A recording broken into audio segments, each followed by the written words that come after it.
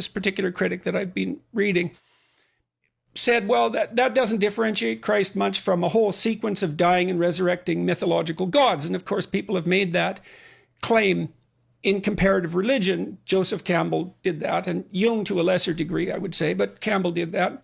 But the difference, and C.S. Lewis pointed this out as well, the difference between those mythological gods and Christ was that there's a representation of, there's a historical representation of his existence as well. Now, you can debate whether or not that's genuine.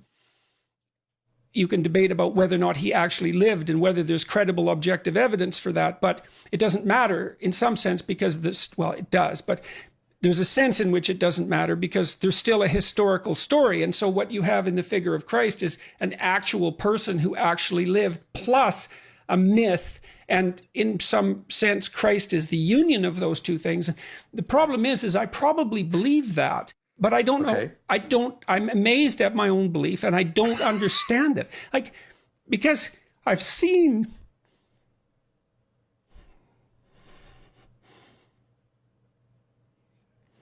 sometimes the objective world and the narrative world touch.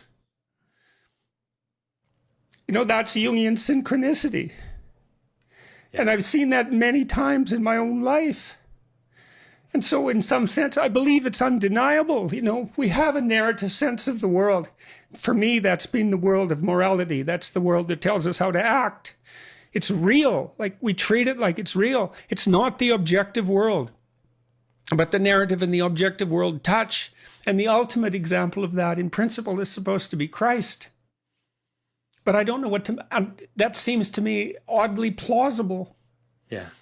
Well, but I still don't know what to make of it. It's too, partly because it's too terrifying a reality to fully believe. I don't even know what would happen to you if you fully believed it. If you believed in the story of Christ, or if you believed that history and let's say the narrative meet, let's both, say. I think you, because when you believe that, you buy both those stories. You believe that the narrative and the objective can actually touch.